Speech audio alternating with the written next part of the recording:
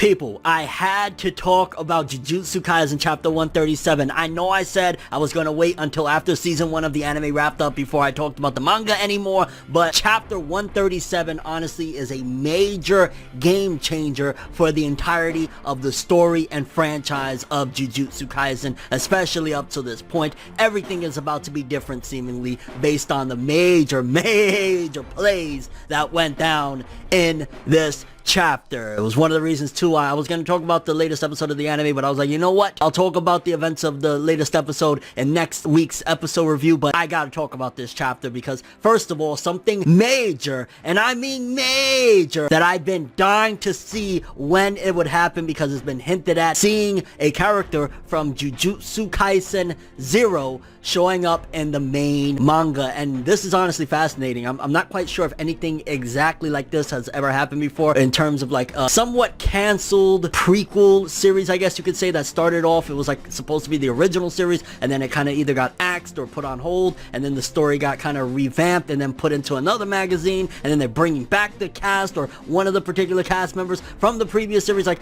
I'm not sure if that situation has ever happened before, but yeah, Yuta, baby, Yuta. And the anime has kind of been adding in, which I think it was in the manga, but a lot more mentions of Yuta as of late, and I thought they were going to wait until the end of season 1, and then they were going to line it up nicely with the manga having, bam, anime ends, or season 1 of the anime ends, here's Yuta in the manga or something like that, and drop an OVA, but they said no. 137, the cover page alone, you see Yuta, and Yuta is quite different. Just getting into his character a little bit before we get into the events of this chapter, seeing his design, his demeanor and everything, he seems way different in terms of he's more confident, he carries himself less like a Tsunayoshi Sawada from Hitman Reborn or Deku in the beginning of My Hero Academia, you know, that kind of scared, nervous thing. Seems as though he shook all of that off and he's a lot more confident, he's more experienced. Remember, this is a year after the events of Jujutsu Kaisen 0, so he's developed and advanced a lot, just in power-wise, in demeanor-wise, the way he reacts to situations. He feels like a damn near superhero in this chapter when he shows up, but in comparison to the way he was in Jujutsu Kaisen 0, it's like night and day, like two different beings, and I absolutely love it. No matter how you move, get it done. No matter how you move, get it done. No matter how you move, get it done. No matter how you move, get it done.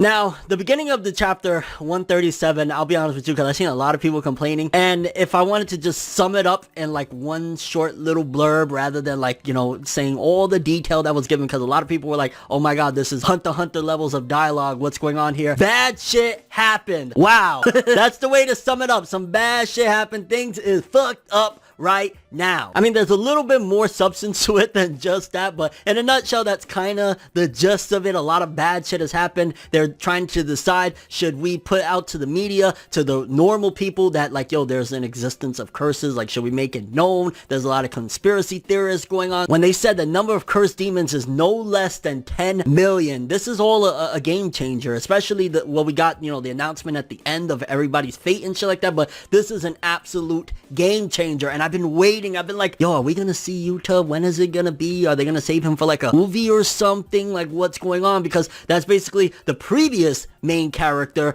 versus the new main character. So think of like a Joseph Joestar, kind of still, you know, young essentially, versus Jotaro Kujo or some crazy shit, even though Jotaro probably bodied him because, you know, Hamon versus Stan is a whole different ballgame. And yeah, I'm kind of derailing, but yeah, this is freaking insane. Yuta versus Yuji is incoming, because after we got that big giant blurb, that info dump essentially of like world building and, you know, giving us an idea of where we're at right now with the story, we go to a shop and a little kid is there trying to eat, and a curse is basically luring the little kid out so that way he can eat him, and all hell breaks loose, because that's when Yuta shows up and immediately saves the kid. And not only that, again, seeing the advancement of him, I don't quite remember exactly the way Yuta rocked or whatever. I just remember that he wasn't all that experienced, he didn't know much about things, he was using that curse that he had, Rika, which we're going to talk about about that in a second as well, but he didn't really know how to utilize it properly. And this one, from behind, as he's crouched down with the kid, ends up slaughtering the curse right there as he's crouched down, not even paying attention. And then he covers the kid's eyes while basically seemingly Rika is taking care of and devouring the curse. And he's like, yeah, you could probably see that, right? Like, so he covers the kid's eyes. Now, let's talk real quick about the whole Rika situation, because if I'm not mistaken, and maybe I have things mixed up or whatever, didn't at the end of Jujutsu Kaisen 0, Rika was like kind of put to rest and made peace with things and said farewell to Yuta? So how is Yuta still with Rika at this particular point if she would have passed on and made peace with things? Like, because it seems as though probably at the time they didn't realize that Jujutsu Kaisen's universe was going to continue on in another fashion, so they kind of wrapped up the whole plot line of Yuta and Rika. So again, maybe I'm misremembering things or confusing things, but what happened? How does he have Rika now? Or is he just like delusional and thinks that is Rika? Or does he call his powers? Or maybe he has a different curse that he calls Rika at this particular point? What's up there? But just that had me fascinated as well, like what's going on with Yuta. Honestly, there could be 2 Jujutsu Kaisen manga. Like, I would love to see a point A to B from the end of Jujutsu Kaisen 0, Yuta's journey till now. Like, yo, get Gege to write briefly, you know, synopsis, somebody else draw it, and please, I want to know what was Yuta doing all this time. Although I'd imagine we'd get some type of exposition at some given point explaining like what's happened and how he changed so drastically to where he's at now. Like, he's a confident dude, he's not a wuss anymore. And then while Yuta's listening to orders, it seems as though they definitely wanted to incite him a little bit further than just, you know, of course he's going to follow orders, when they tell him that Inumaki lost an arm, and just giving an idea of the carnage that Yuji, well really Sukuna, did in Shibuya. But if I remember correctly, Inumaki and him were on the same squad, Yuta and Inumaki, so that's gonna get even more personal for him. Like, oh, he hurt my peoples, no, we can't play, he gotta go. And then he basically says, yeah,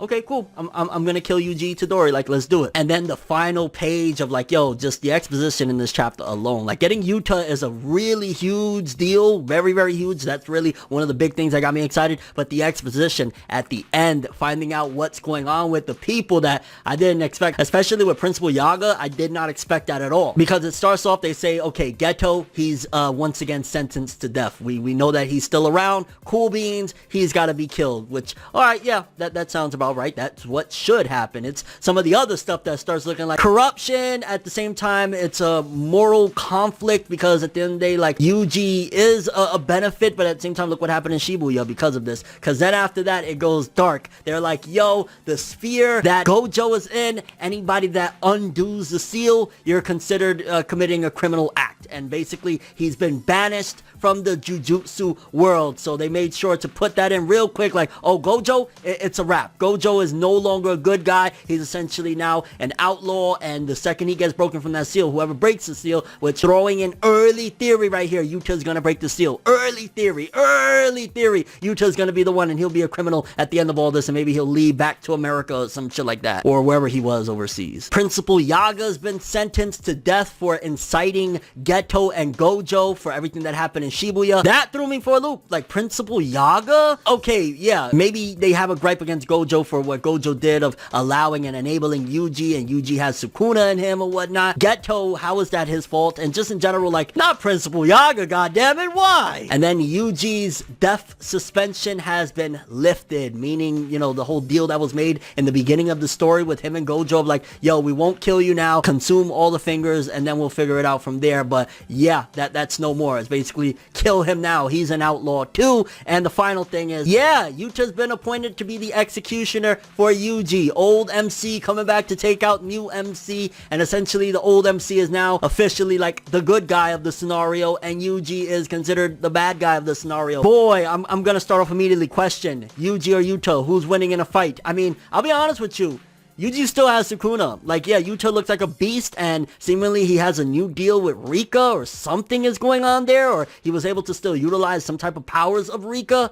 but I still would put my money on Yuji. I ain't gonna lie, I'm very hyped off Yuta. He has way more experience at this particular point. He looks really badass, and I can't wait to see it, but I'd still bet on Yuji. Woo! Everything is changing now. It's gonna be a whole different story moving forward. Because up until this point, the narrative was focusing in on, hey, our guys are in the right morally, morally, these are the ones you should be rooting for. Now, we're still gonna root for them because at this point, yo, we're kind of like buddy-buddy with them. We've been with them for 137 chapters, but now they're the outlaws. And how are the other cast of characters that aren't basically being persecuted with these charges and shit like that? Like, how's Nobara gonna react to this, assuming she survives? How is Megami? I think Megami will probably be against them, I'm guessing, even though those are his peoples and whatnot. Megami alone has a lot to think about after all of this transpires. For starters, why is he special? What's going on? Why is he special to Sukuna at that? The fact that he's very strong, his father's identity, the fact that his father was seemingly killed by Gojo, and just in general facing his sensei and peers now that are outlaws. How is he gonna handle all this? Or is he gonna go on the side of them? So many things. This is, again, game changer for the story whenever the anime, because it'll be a little bit about like 2 or 3 years probably until the anime gets to this point. Oh my god, this is gonna be humongous. This is gonna be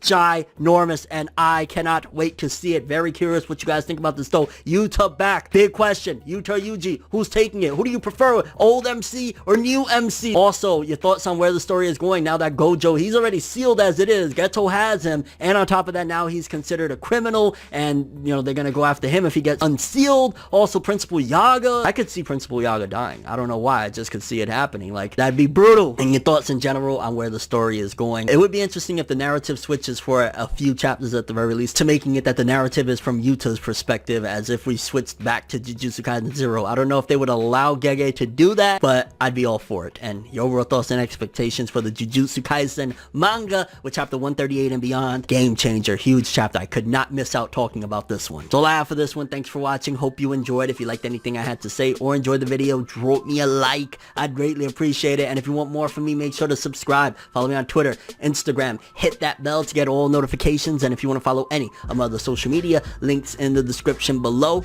I'm ForneverWorld, and as always, people, have an awesome day. And remember the golden rule. Anime and manga for life. Bye. Have an awesome day. Peace in. And yo, Yuta versus Yuji. Gojo is now considered an outlaw. Principal Yaga. Well, Geto's still a criminal, so that's not nothing new, but let's go. So